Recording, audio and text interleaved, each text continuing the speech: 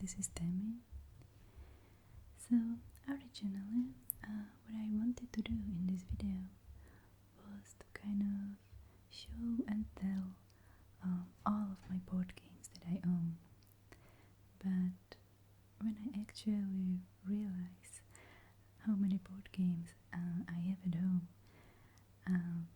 I just realized that the video would be too long and too complicated anyway. So I decided to do kind of a series where in each episode I'm gonna talk about just one board game. So the board game that I'm gonna talk about in this video is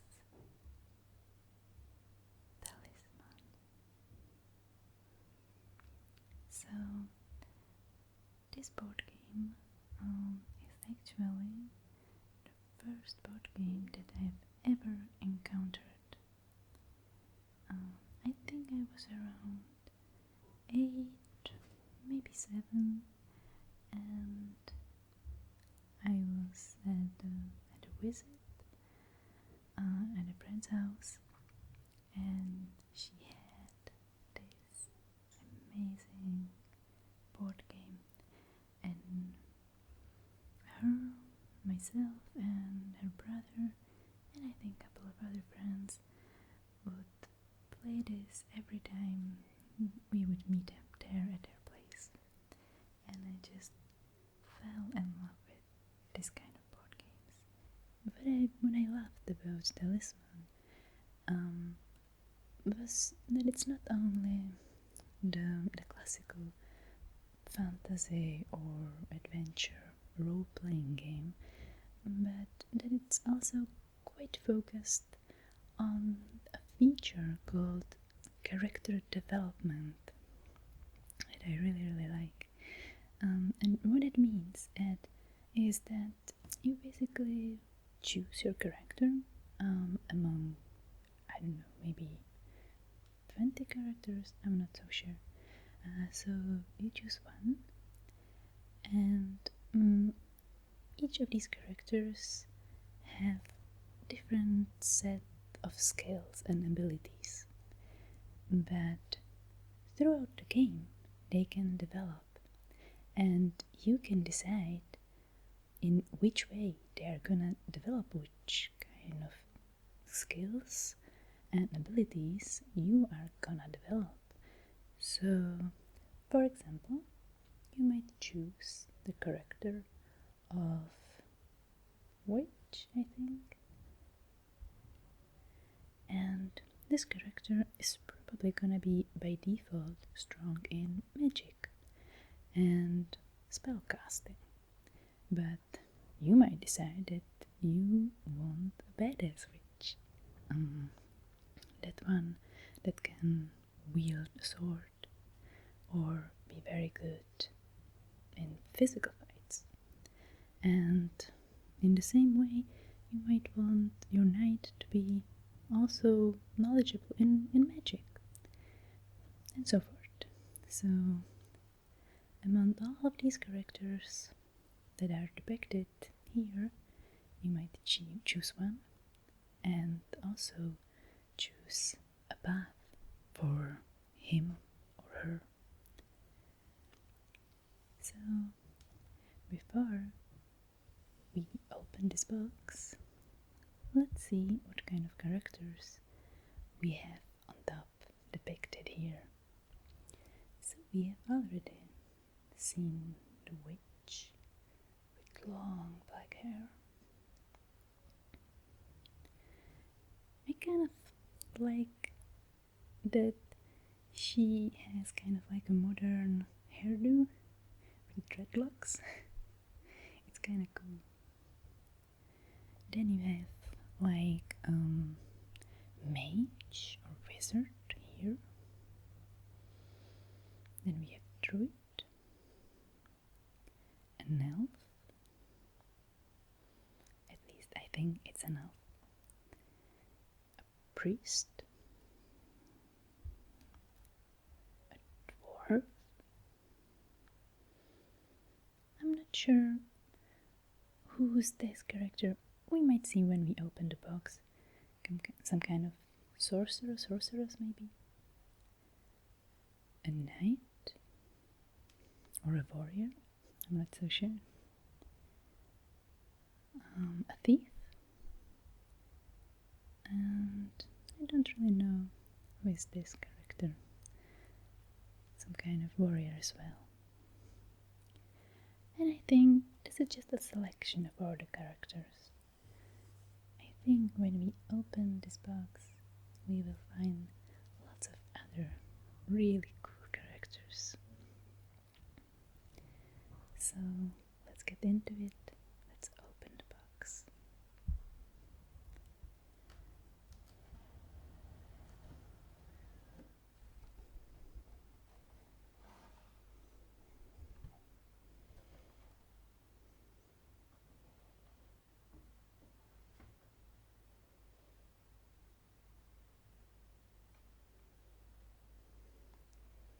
Okay, so what we have here at the top of the box is a user manual,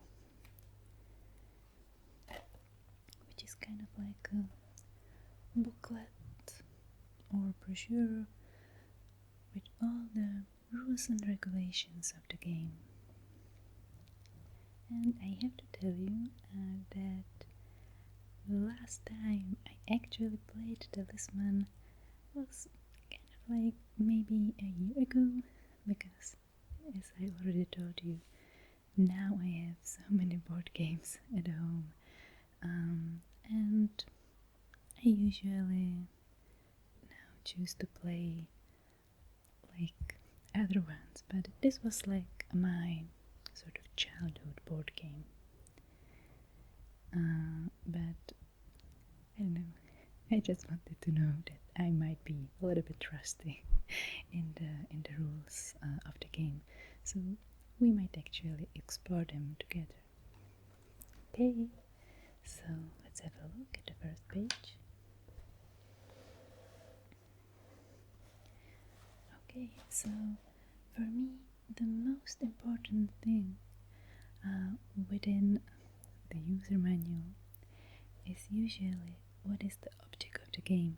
For me, this is the most important paragraph,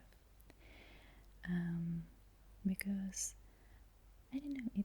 It seems to me that sometimes when you play one board game after the other, you might get really swamped in the setup of the game and how each of the turn goes, that you actually like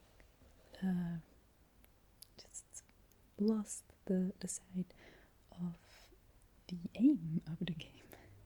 So this keeps me sort of grounded in the game. So let's read it together.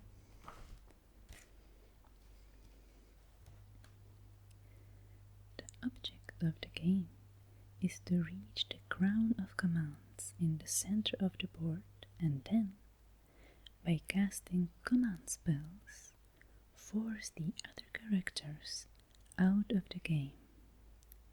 Characters should first adventure in the outer and middle regions to build up their strength, craft, and lives until they feel they are powerful enough to tackle the inner region. They must also first find a talisman to permit them to enter the Valley of Fire, so to reach the crown of command. Okay, so we know we have to reach the crown of command. That is the important thing here.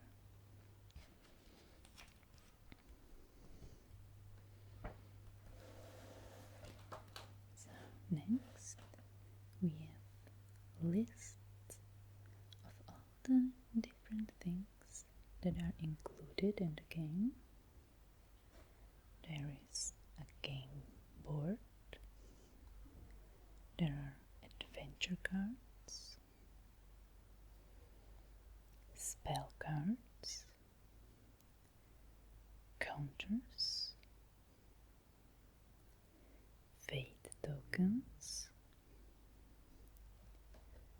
purchase cards, talisman cards,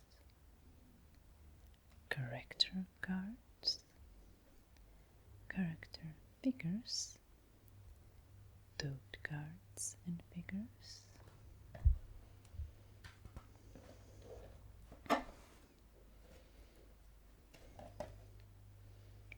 alignment cards, gold coins, and six-sided dice.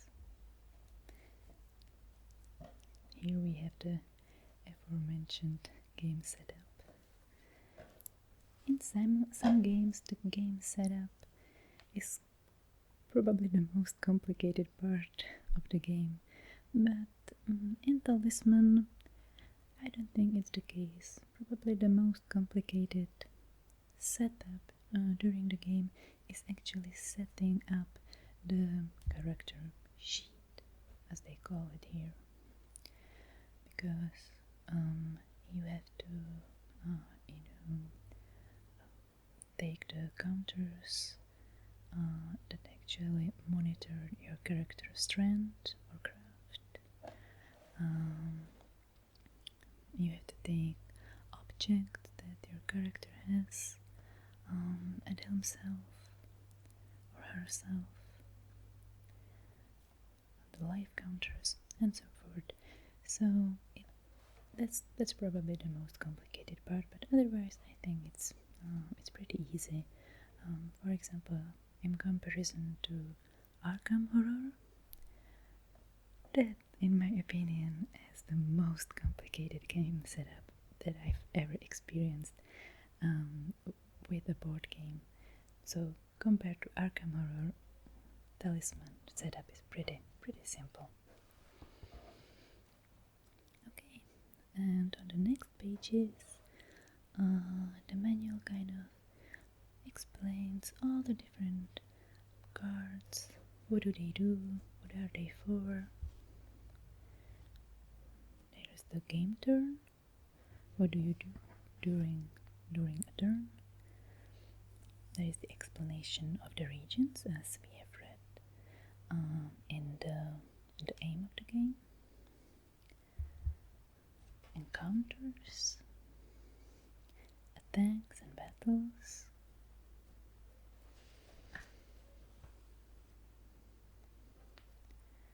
once again some character rules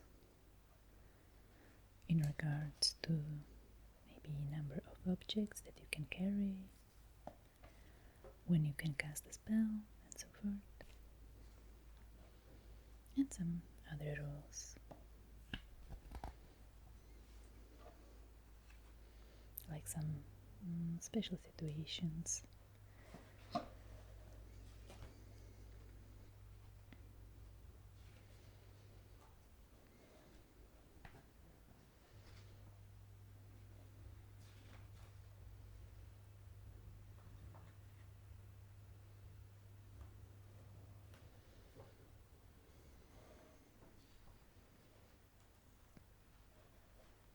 Okay, and at the back of the user manual we have Talisman and counter sequence, which is basically like a chart depicting sort of like simplified rules of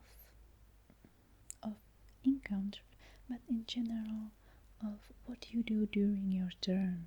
It's not just encounter, it's basically your whole turn.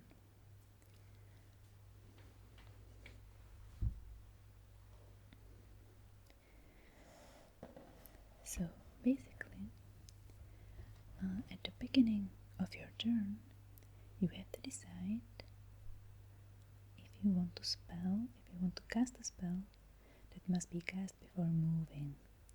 And if I remember correctly, it's usually the spells that actually can sort of that allow you to move. So you either move by casting a spell, or you just move by throwing a dice. I think it's here. And then you get to the actual encounter. And by encounter in Talisman, they don't mean just encountering other characters. They also mean encountering the space. So you may decide that you want to encounter a character and go into the battle or psychic combat with them, or use a special ability of yours. Or you might decide that you don't want to encounter other character, and then you encounter the space. So basically what that means is that you look around you and see if there's something going on around you. And there usually is something going on.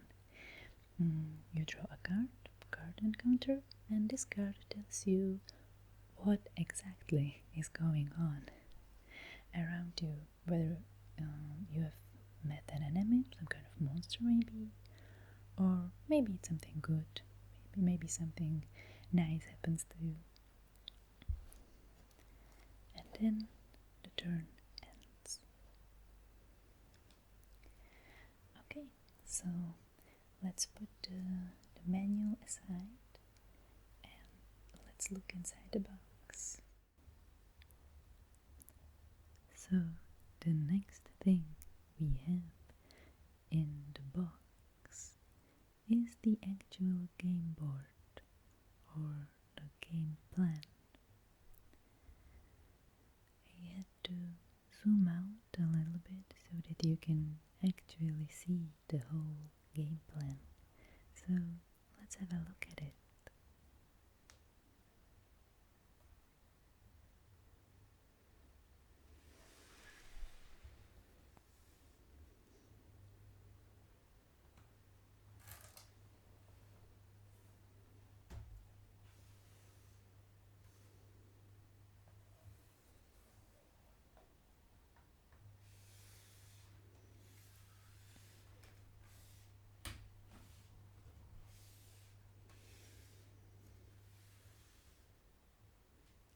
Okay, so this is basically the map of the world that you are going to be living whilst playing this game.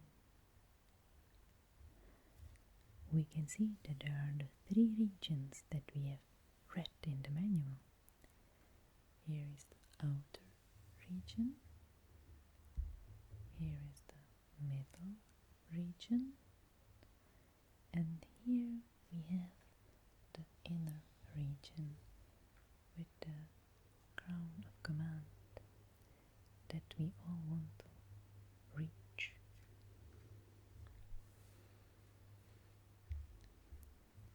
So, and we also know that the object of the game is to actually go from the outer region to the middle region, and finally to the inner region.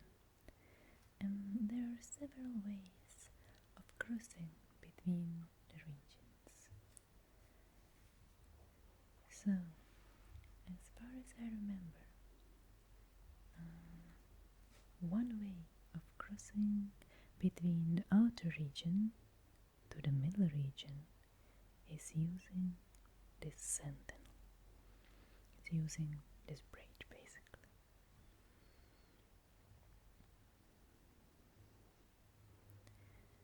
And it's even described over here what to do if you want to cross from the outer region to the middle region. So, if you are crossing to the middle region, do not draw a card. Instead, you must first defeat the sentinel with strength 9. Do not fight the sentinel when crossing crossing from the middle region, meaning when going back to the outer region. And I think there is another way of crossing to the middle region, but I'm not so sure. But you know what? Let's consult the manual. Let's find out.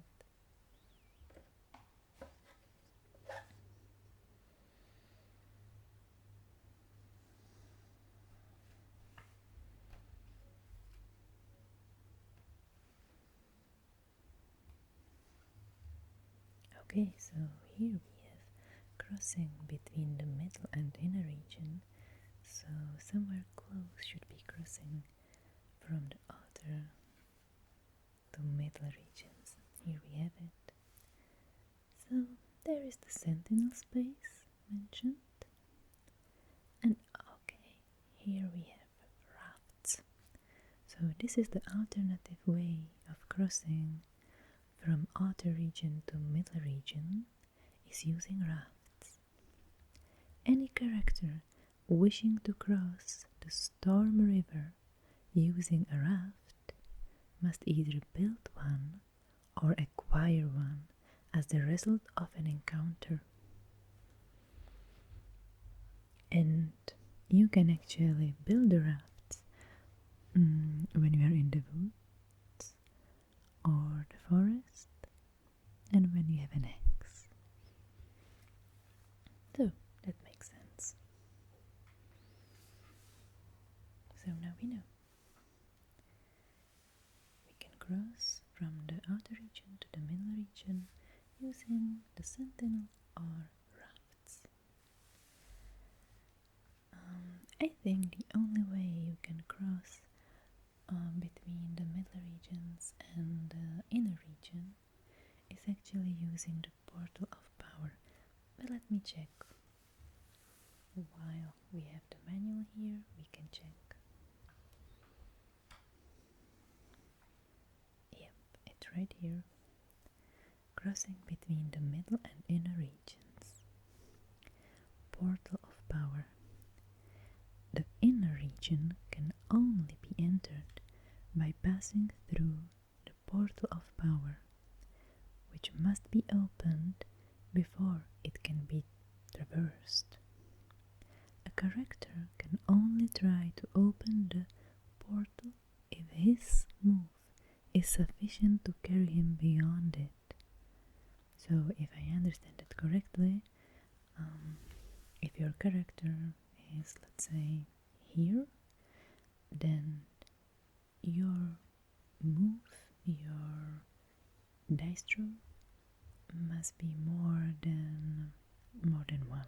It has to be at least 2, so that you can actually get into the inner region. Okay, where did I stop? To beyond it, yeah, here. A character must attempt to open the portal each time he passes through it. Previous passage is no guarantee of future passage. Okay. And as we can see here,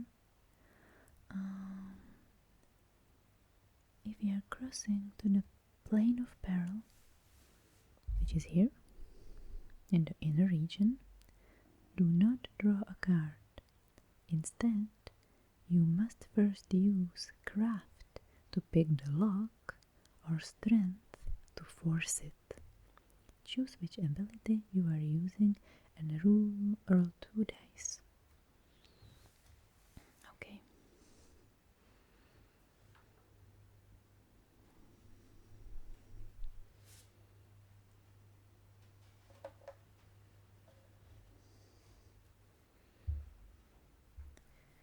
So now we know how to cross between the regions. But in fact, the majority of the game, I think that is how I experienced it, is in the outer region, because here you adventures, you fight the monsters or enemies, and you actually gain like powerful objects,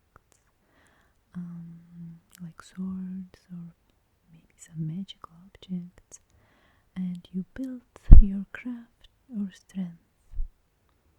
Craft is basically your ability to use magic or intelligence, and strength is your ability to fight in physical fights.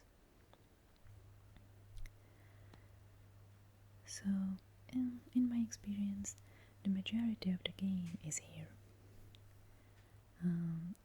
Only when you feel that you have gained enough craft or strength that you can actually move in the middle region, and here it's basically the preparation for entering the inner region. But from my experience, when you get to the middle region, you just try as soon as possible to cross in the inner region. And as we can see, in each of the regions, the outer, the middle, and the inner, there are different places, and each of the places have some specifics. You can either draw a card, which is like the default thing to do when you land at some space at a field, or some places have something more specific. So for example,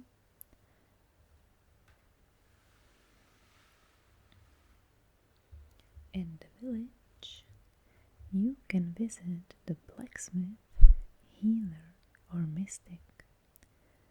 So you can actually heal yourself in the village, or purchase a sword or an axe, or you can become evil.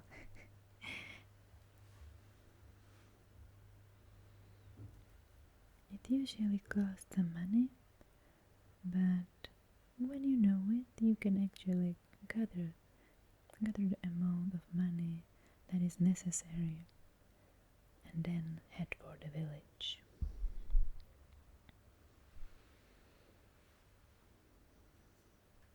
Or in the graveyard area, something will usually happen to you based on your alignment.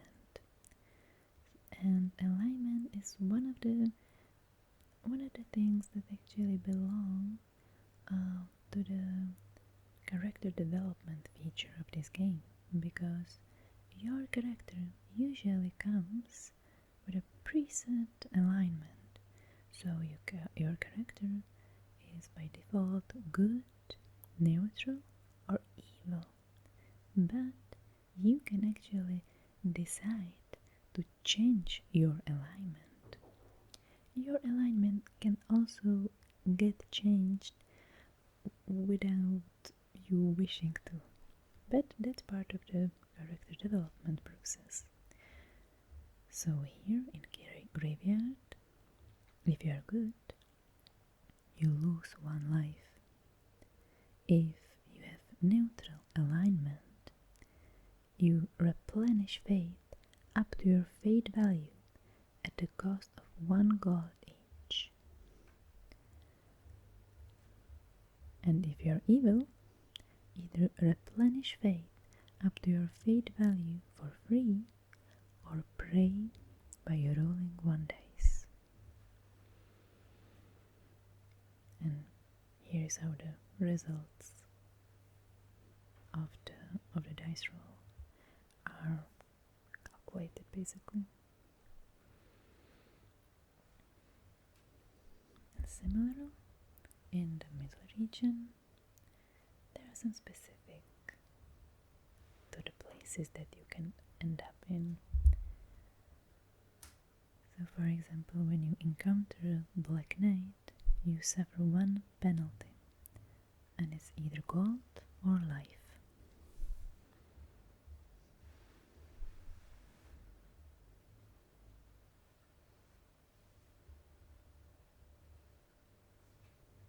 So here, actually, you draw 3 cards instead of 1, which is the usual amount. And when you get to the inner region, once again, you can roll dice, you can suffer from blood loss, or you can roll 3 dice. Oh, it's 3 dice as well here. And depending on the number that you roll, you move directly to a certain place. So it's either the mines, the plane of peril, which is here. I'm not sure where mines are.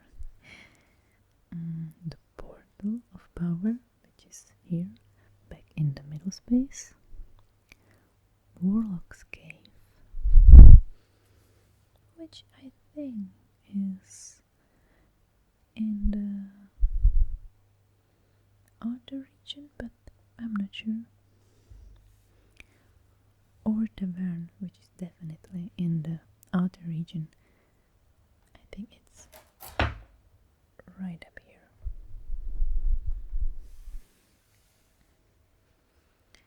So you can actually end up right in the middle of the inner space, and one bad dice roll will get you right back to the tavern.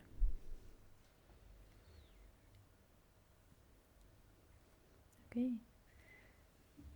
so that's basically the world of Talisman. So let's have a look inside the very bottom of the box, where all of the characters and adventure cards and fate tokens are stored. Okay, now that we have looked at the world of Talisman, let's see what we can find there. What kind of creatures are living there, and what kind of other objects can be found in this world. So, right up here, we have a bag full of counters and gold coins. I'm actually not gonna pick it up because it makes quite an unpleasant sound. But even from up here, we can see that the counters are made in 3 colors. So we have red counters, blue counters, and green counters. And each of the colors represents an ability of the character. So the red counters represents the strength of the character. The blue counters represent the craft of the character or the ability to cast spells. And the green counters represent the lives of the character. And the counters actually come in 2 sizes, smaller and larger. The smaller counters are worth 1 point, and the larger counters are worth 5 points. So if you have enough counters, you can actually replace 5 smaller ones for 1 bigger one. And we also have some gold coins here. that they come just in one universal size, basically. So, what else do we have here? Okay, here we have the dices. Let's see if I can pick them up without making too much noise.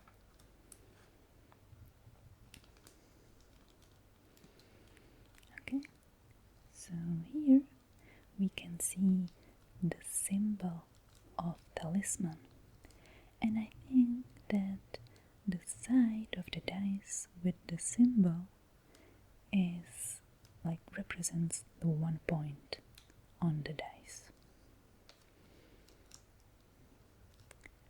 Look how shimmery and gold they look. I love it. I would just look at them all day without even playing. Okay, let's put them back.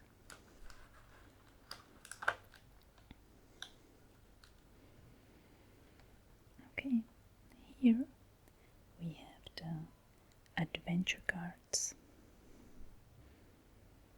So these cards are basically the ones that tell you what kind of adventure are you having,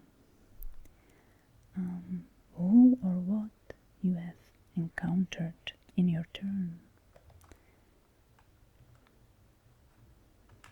So let's have a look at them.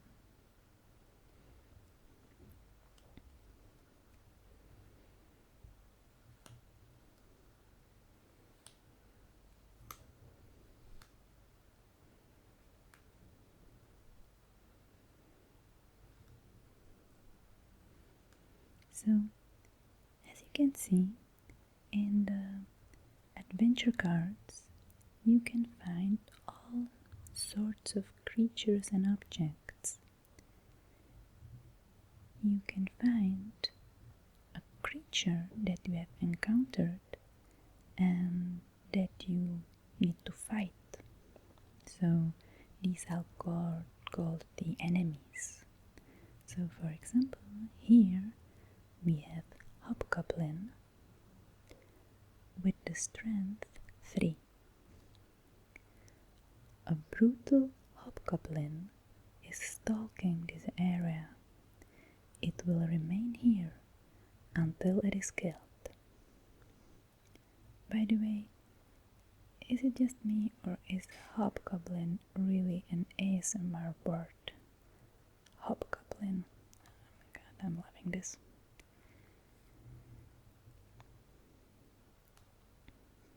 Or we can encounter a lion, again an enemy, but an animal, with the strength of 3. And I think it's the same with all enemies, that they will remain on the place where they first appeared until they are killed. Once again, hobgoblin, or a wild boar with the strength 1. We have some of them upside down.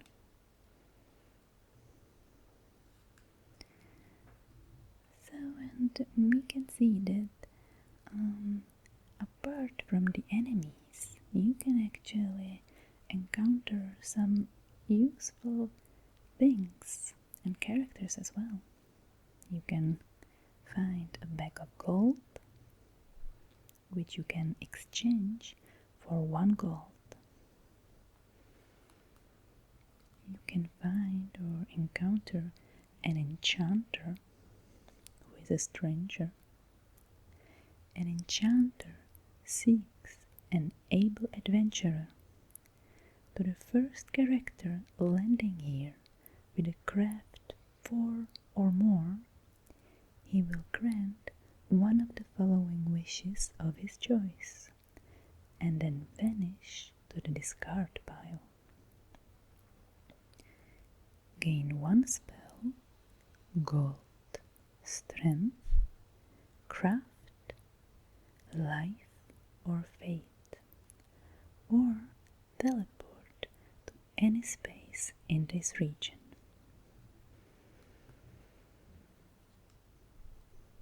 You can also encounter an event, such as the market day,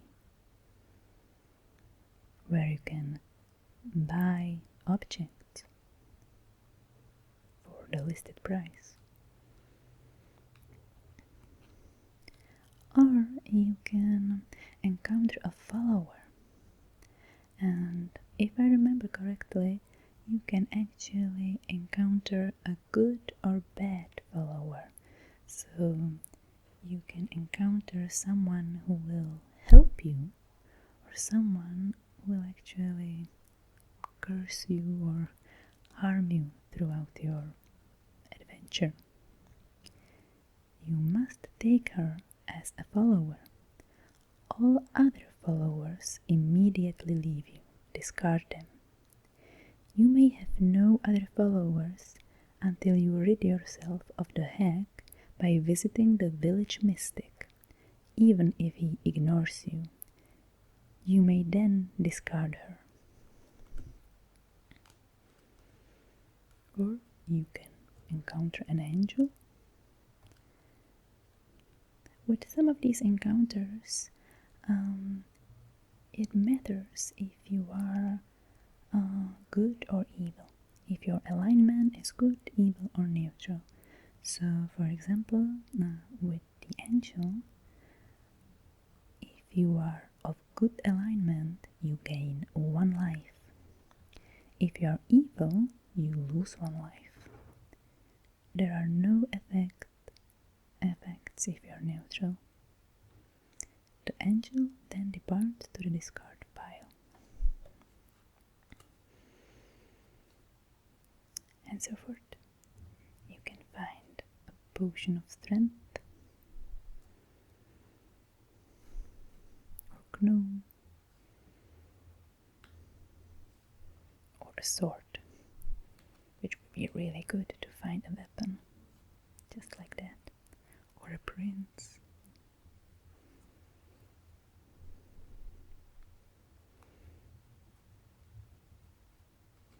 Or an event that is basically gonna develop depending on your alignment. Once again, an evil darkness from the netherworld sweeps the land. All characters except those of evil alignment must miss 1 turn. The darkness then vanishes to the discard pile. Okay, so these are the adventure cards.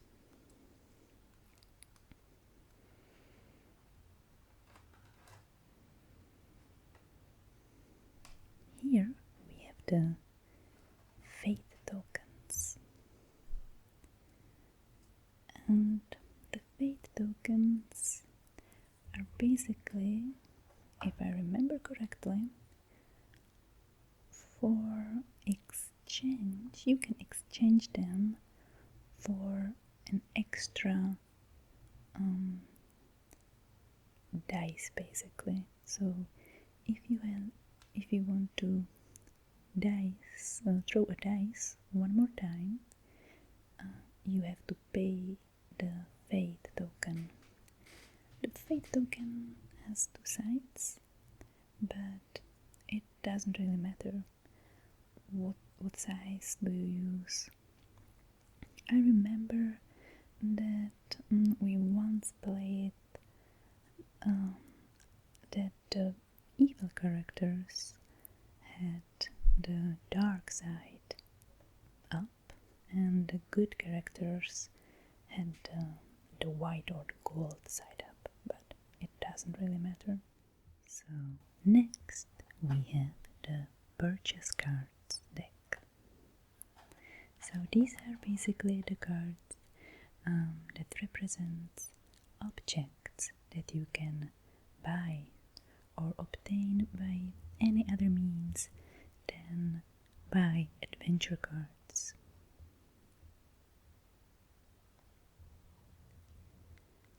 So here we have swords, shields, or even a mule. A mule is actually a follower that you can buy and that can help you carry an extra amount of objects. 4 specifically. You can have an axe, and usually lots of these objects are some kind of weapon or an armor, and they will usually help you in a fight, in a battle. So they might add 1 to your strength during battle,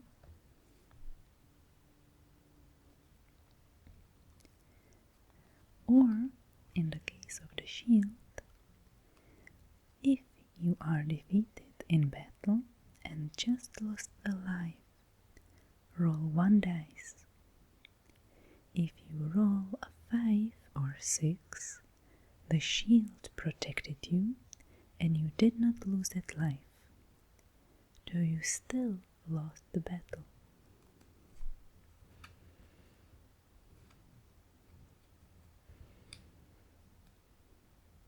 You can have an axe that will help you build a raft when you are in the woods and forest, as we talked about when we talked about crossing between the regions. An armor, a water bottle, so that you do not lose life in the desert.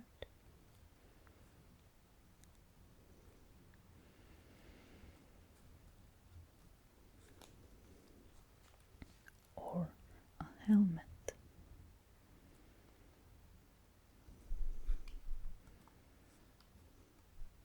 Or a raft.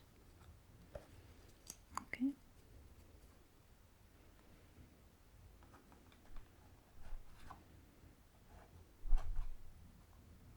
Next, we have the pile of spell cards. At least I hope that's what they are called. Let me have a look.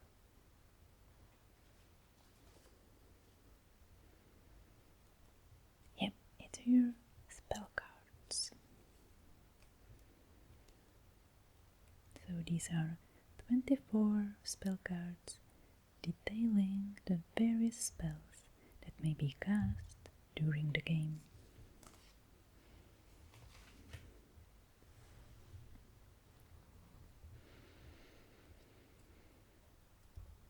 So, at the bottom of the deck, there is a cast, there is a spell of immobility, cast at the start of a character's turn, before he moves. If cast on a character, he is immobilized. May do nothing apart from negating the spell with counterspell. For the duration of that turn. If cast on a creature, it cannot be attacked, but may be evaded until the end of the turn.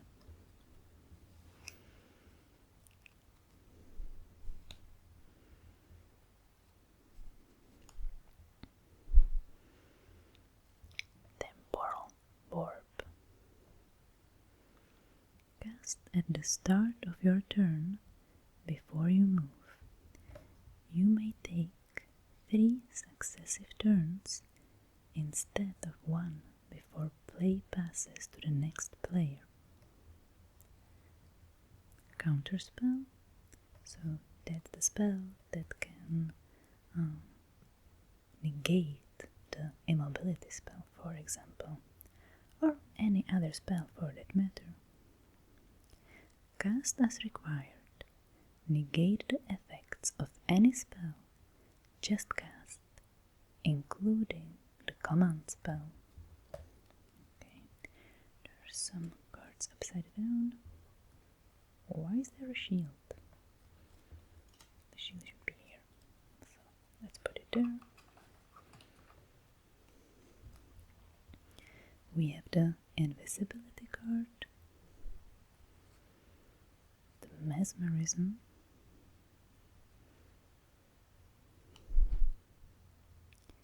destroy magic, or you can have healing spells,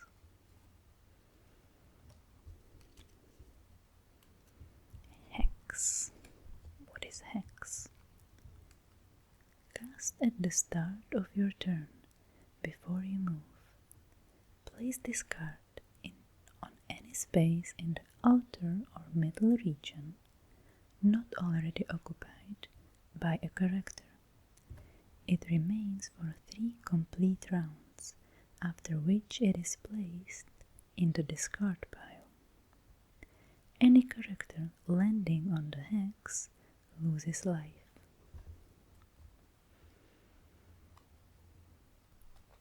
Once again, immobility spell. Psionic Blast. Cast on yourself when you are about to engage in battle. Add your craft value to your strength until the end of the battle. So basically, you are making yourself super strong by combining your craft and strength value. Okay,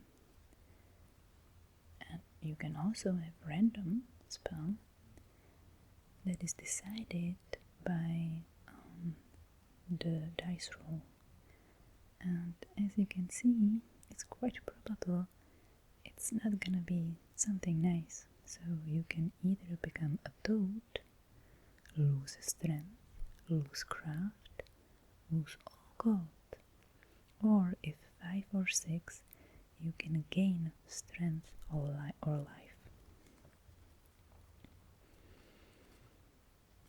Okay, let's put them back.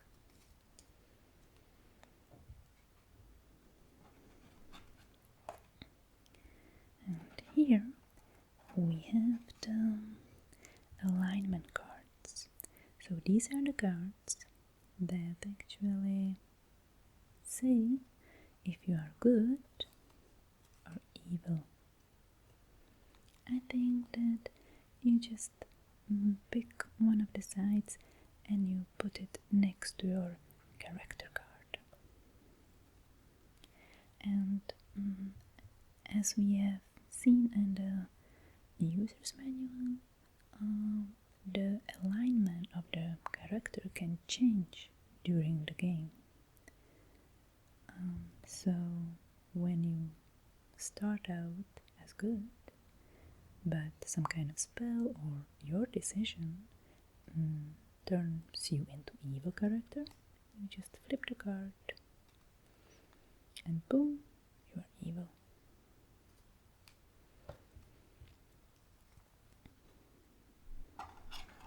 Okay, and the last type of cards are the Talisman cards. So this is basically the representation of the talisman, of the magic object that you have to obtain before you enter the Valley of Fire.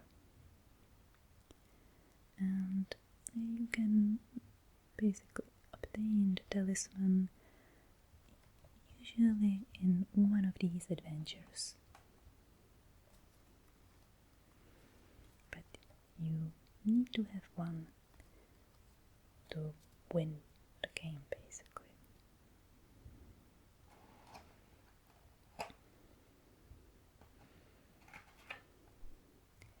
Okay, and now let's have a look at the characters that are within this game.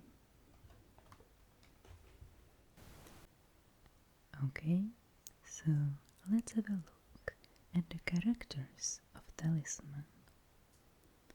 Here we have a bag with the plastic figures of the characters that come with the game.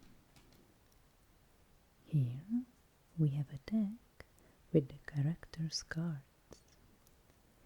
And what we have here I will explain to you a little bit later. So at first, let's have a look at some of the plastic figures.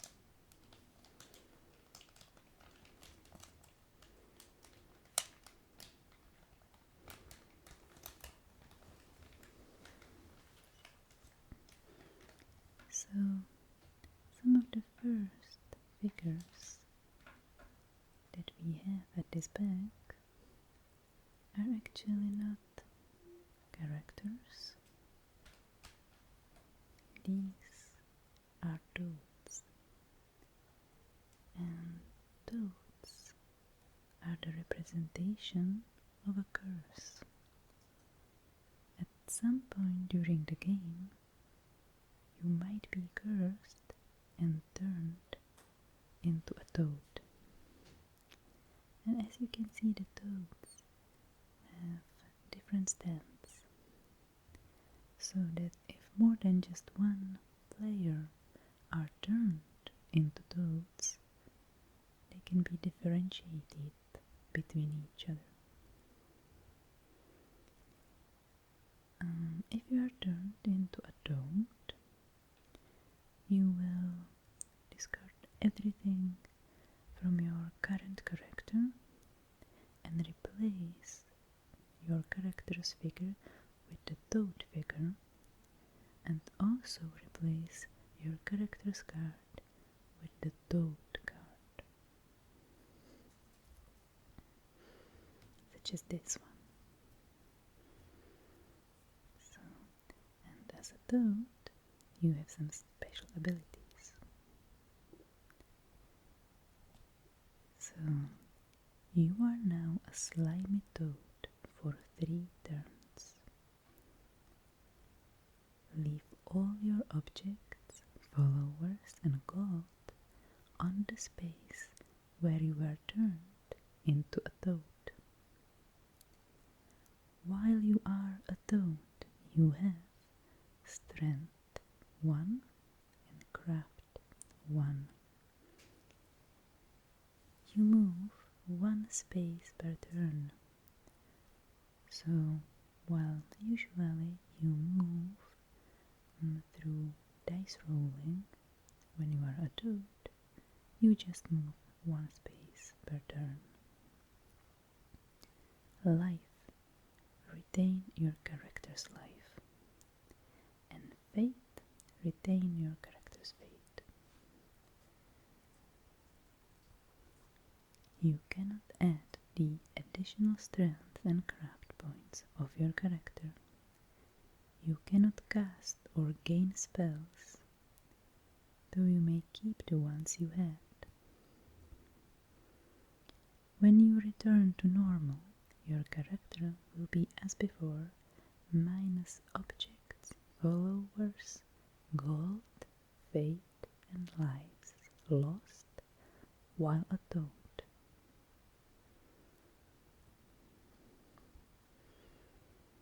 Okay, so that's the character toad.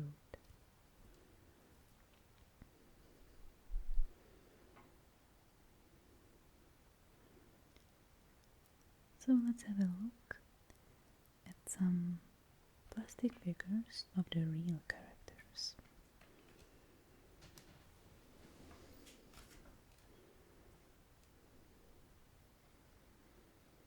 So this one I think is the sorceress, witch.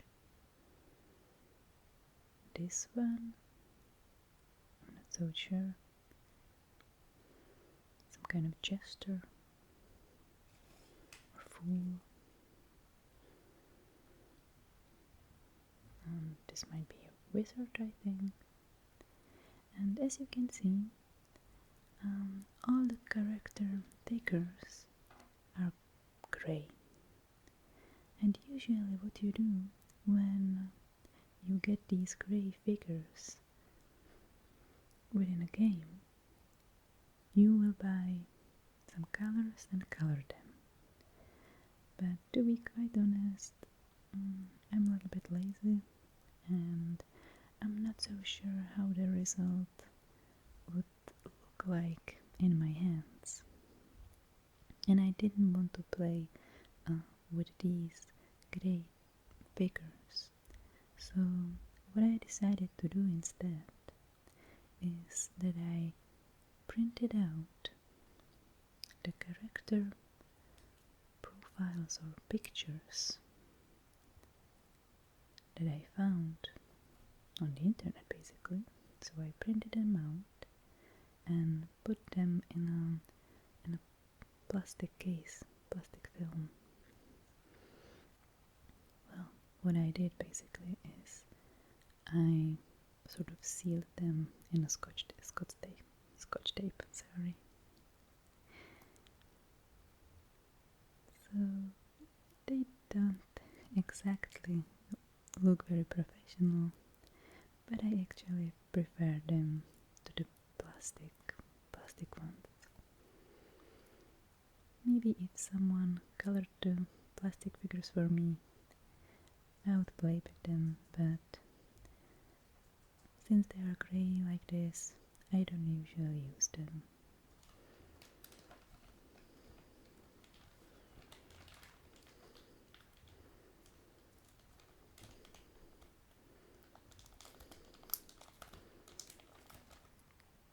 So what I do is that I use a plastic stand from another game that I will show you later in this series, and I put the character card, it's not a character's card, but the character in the stand. So this will be the figure that I use during the game. And I have to say that I'm pretty happy with it.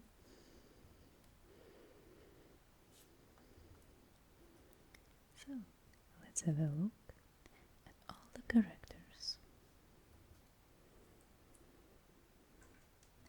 and their special abilities.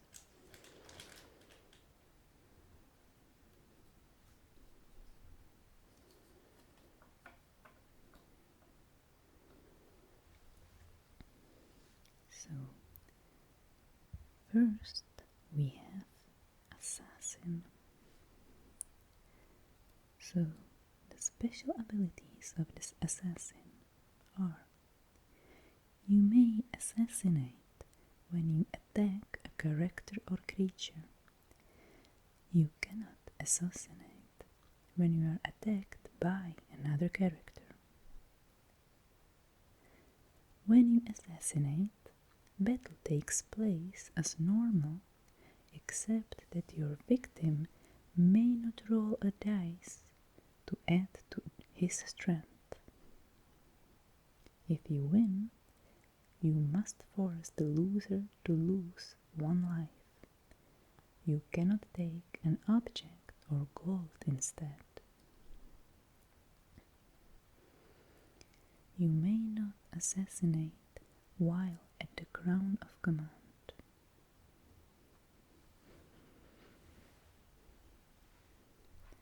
So this is pretty powerful ability, but it's just one and it's pretty one-sided. So your alignment is evil and you start at a city.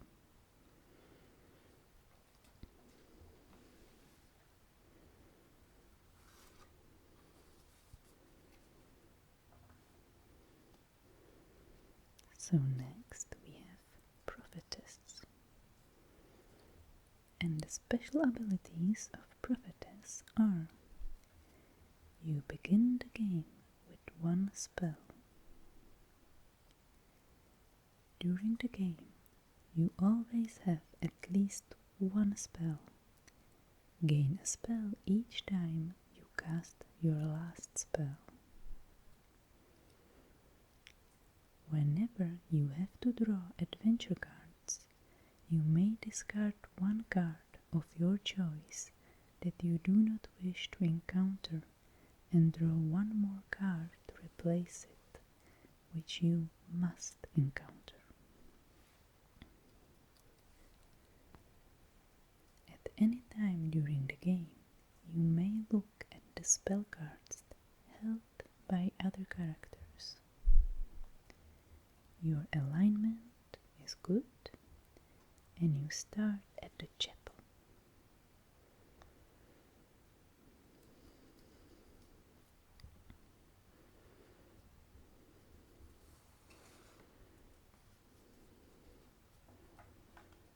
Okay, here we have the sorceress, or as I like to call her, just the witch. The special abilities. You begin the game with one spell. When you attack another character, you may choose to make the attack psychic combat. You may not do this when you are attacked by another character. You may attempt to beguile a character that you land on, allowing you to take one gold or object of your choice. To do so, roll one die. You must roll a 6 to beguile a good character, 5 or a 6 for a neutral character, or a 4, 5 or 6 for an evil character. You may take any one follower except the maiden, unicorn, or princess from a character that you land on. Your alignment as a sorceress is evil, and you start at graveyard.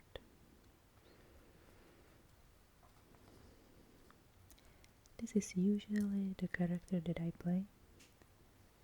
I usually just play witches or sorceress, and I love her dress. And her look a little bit reminds me of Yennefer from The Witcher. At least that's how I imagine her, even though she should be dressed in black and white and not purple. But the face and the hair, yeah, that's how I imagine Yennefer.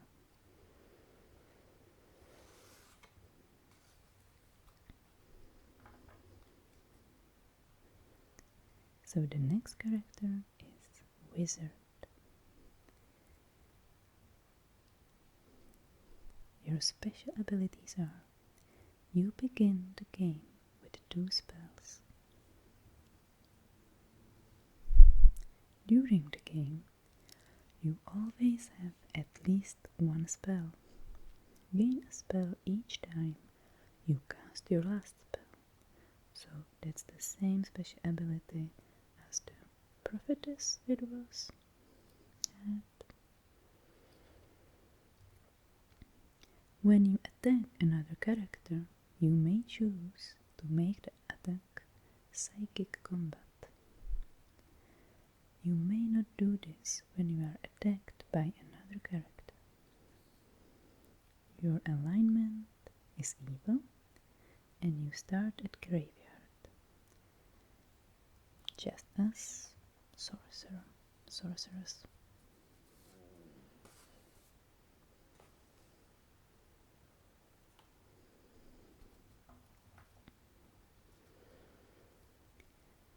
So the next character is Dwarf. Your special abilities are: you need not roll the die in the cracks or the chasm.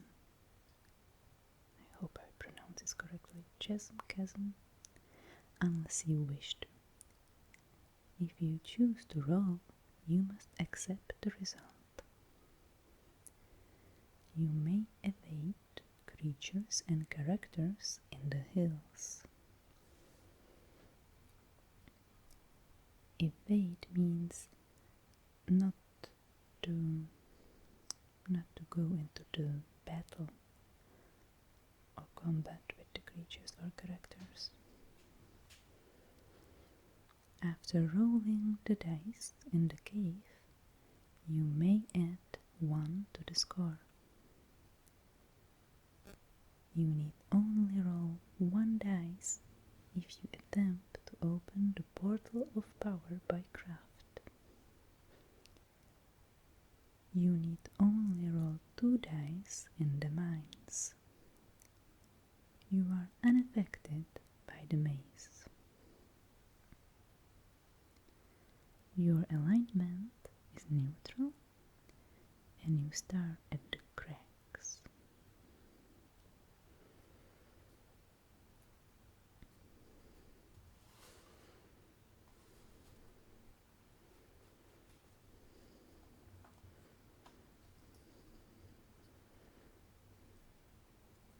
Priest. So, your special abilities are: you begin the game with 1 spell.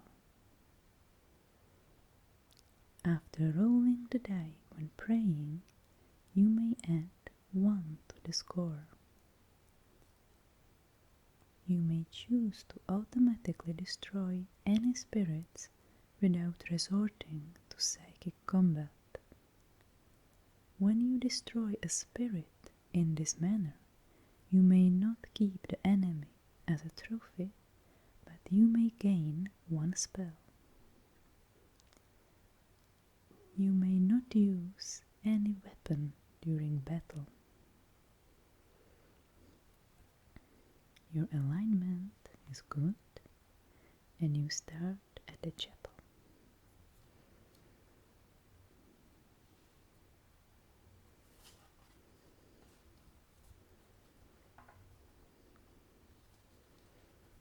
Monk. Your inner belief allows you to add your craft value to your strength during battle. After rolling the die when praying, you may add 1 to the score. You may not use any weapon or armor during battle. Your alignment is good and you start at the village.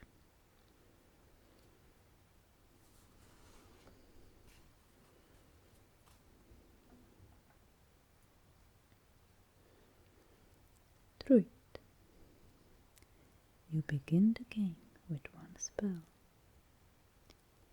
You may change your alignment at will. At any given time though, you can only be of 1 alignment. For example, if you are carrying the rune sword and you wish to pray at the chapel, you must ditch the rune sword.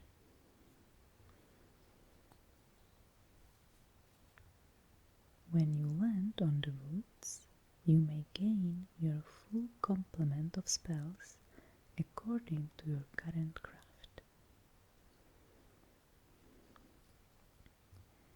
Your alignment is neutral and you start at the forest.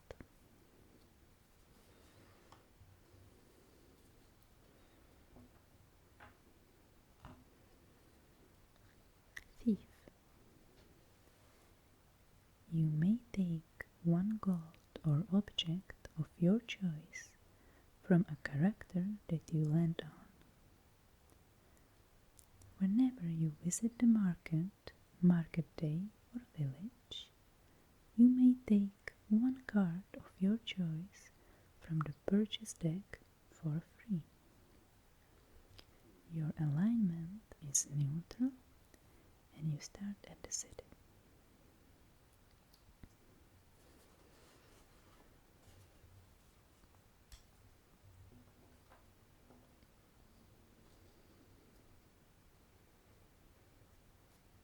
Elf.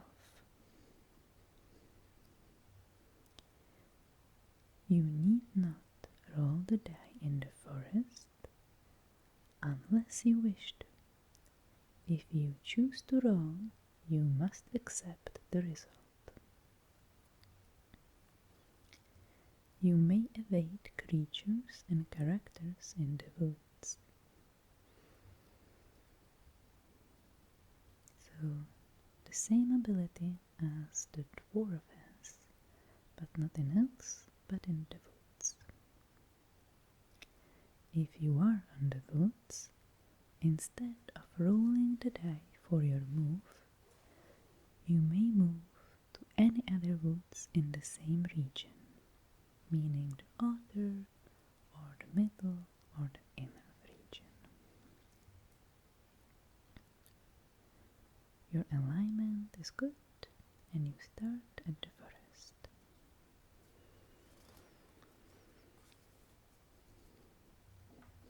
Okay, this is a cool one. Cool. When you attack another character, you may choose to make the attack psychic combat.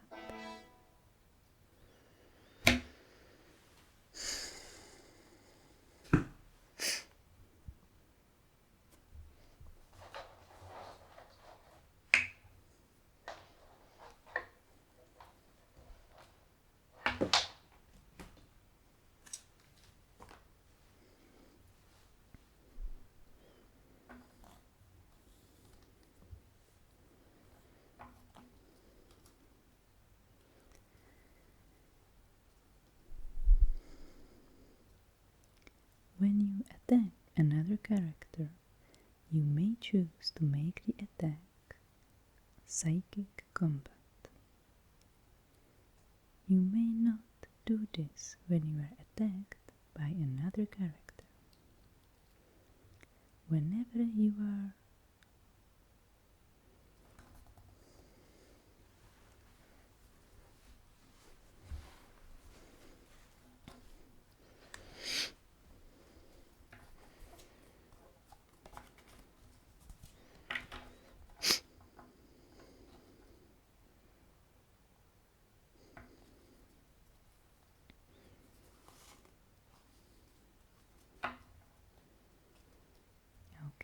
this is a cool one.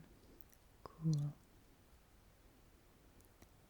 When you attack another character, you may choose to make the attack psychic combat. You may not do this when you are attacked by another character. Whenever you defeat a character in psychic combat, if you choose to take one of his lives, add it to your own.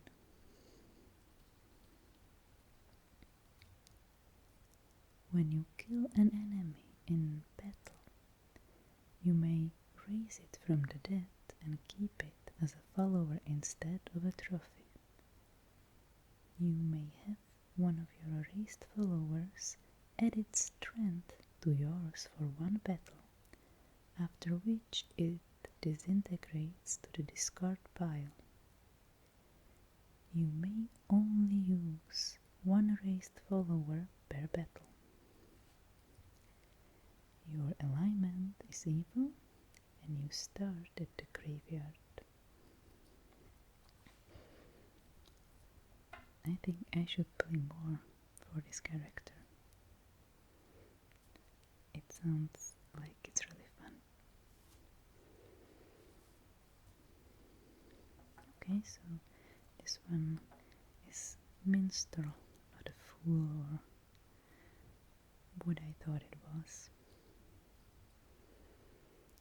So this might be a parallel for Marigold, maybe, from The Witcher. Your special abilities. Animals and dragons will not attack you, although you may choose to attack them. If you do not attack an animal, you may attempt to charm it. To do so, roll one die. If you roll higher than the animal's strength, it joins you as a follower and adds its strength characters in battle. You may only use one charmed animal per battle. You may take the maiden and princess from a character you land on. Your alignment is good and you start at a tavern.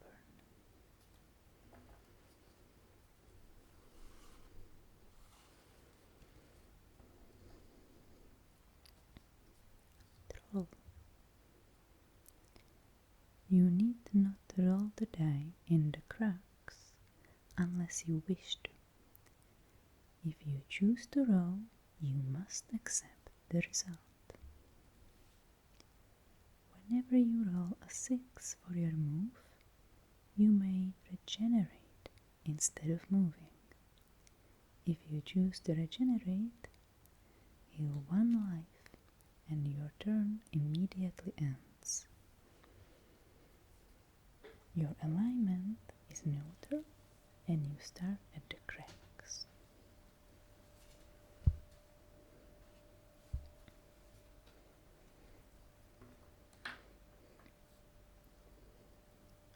Warrior.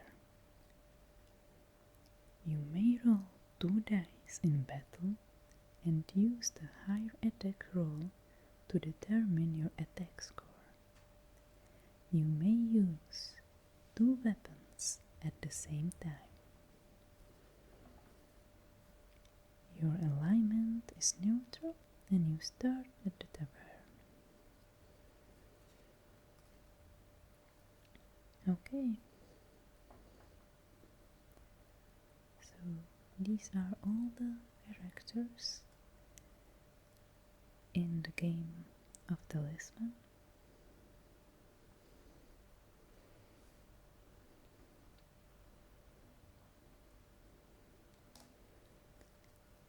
And now we can try 1 turn within the game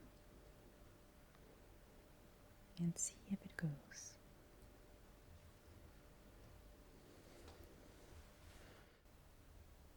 Okay, let's try 1 turn in the game of Talisman to see what it looks like. I've chosen to play for the wizard, and because on my character card it says that I started graveyard, I'm standing at a graveyard space. And I have gathered all the necessary counters and fate tokens for my character. Here it says that I need to have 3 fate tokens, so I have 1, 2, 3. All the characters at the beginning of the game have 1 gold, so I have 1 gold coin here. I have 4 lives, so 1, 2, 3, 4. I have 5 craft, 1, 2, 3, 4, 5. And I have 2 strength, 1, 2. And the wizard is also beginning the game with 2 spells.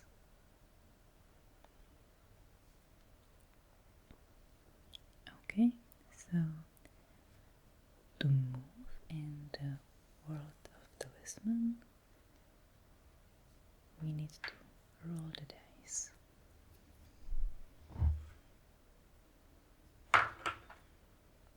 Okay, 6. So let's see where 6 will take us. We can go in both directions. So let's see. First on the left.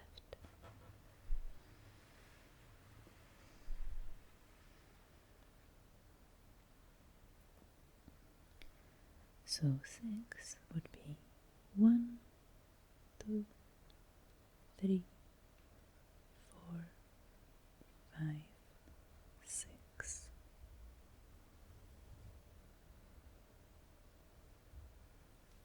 So 6 are the cracks. 1, 2, 3, 4, 5, 6. And on the other side,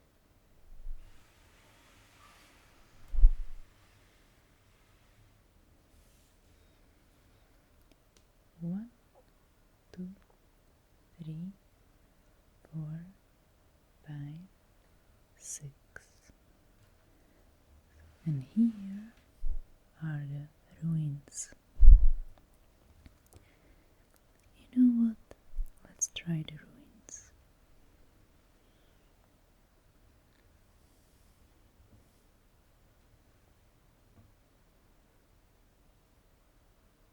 One, 2, 3, 4, 5, 6.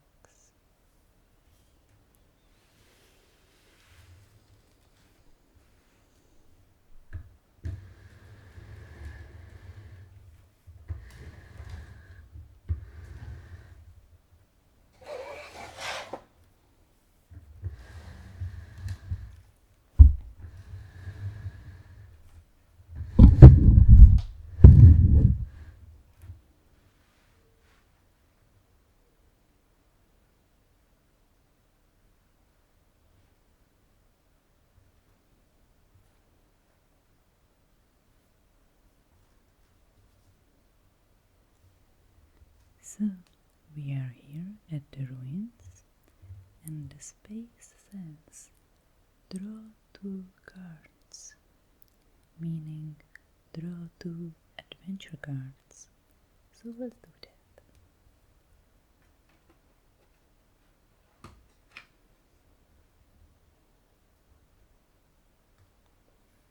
First, we will shuffle the cards.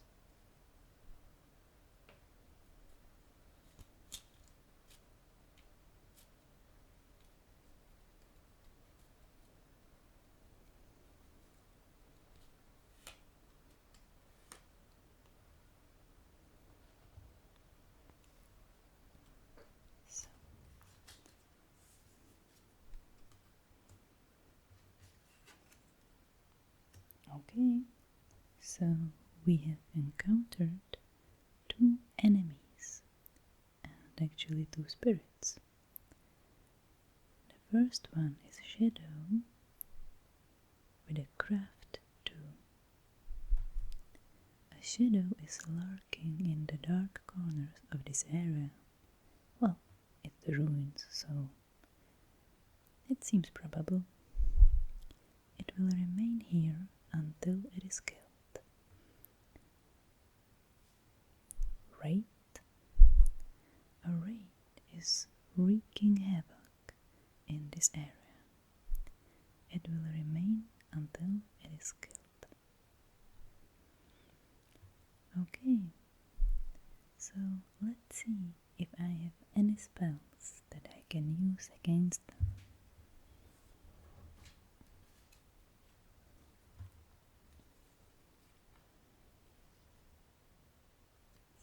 I have Preservation, which is a spell cast as required on any character, follower or enemy. It prevents a character from losing a life or a follower from being killed. When cast on an enemy, it prevents it from being killed, and the attack is considered a standoff. And Nullify, cast at any time on any character. That character must discard all of his spells. Well, none of these spells can be cast during battle, So I guess I'll just have to risk it.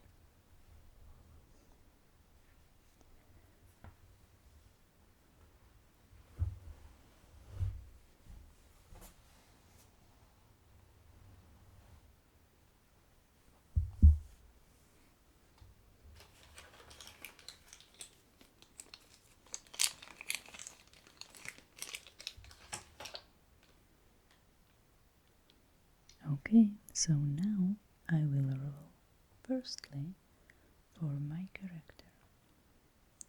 So my craft is 5 plus this roll. So that's 2. So I have 7. And now I will roll for the shadow. Okay, that's 1. So the shadow has craft 3 and I have craft 7 combined. So I win. Yay. I can take the shadow as a trophy.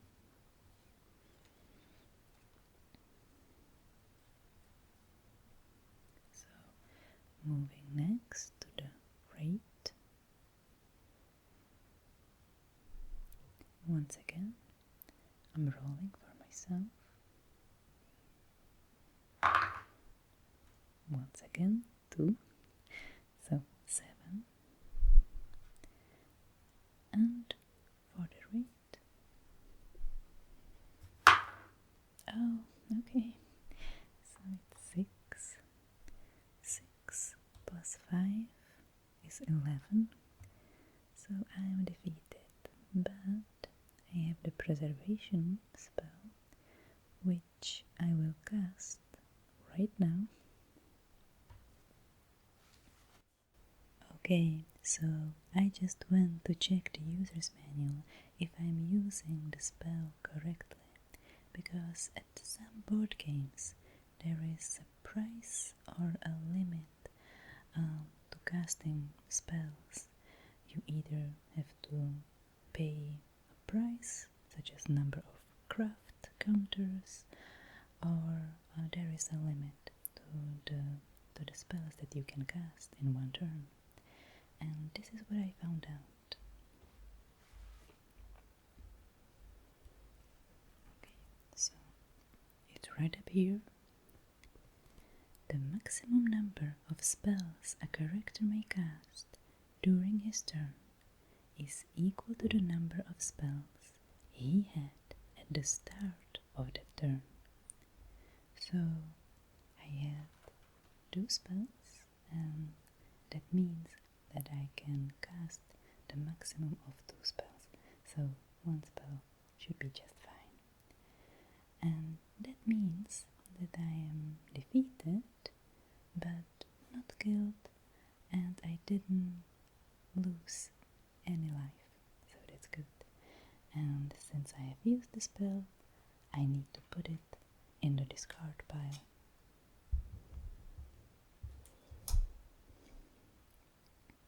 And the enemy will remain here undefeated until it is killed. Okay?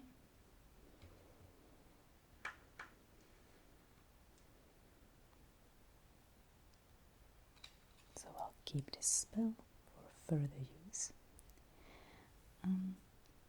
Now, in regards to the trophy I have, what I read in the user's manual that you can basically buy craft or strength in exchange for the trophies, but you need to have minimum 7 craft or strength in order to exchange the trophies for strength or craft counters. So I will keep this one until I have at least 7 craft.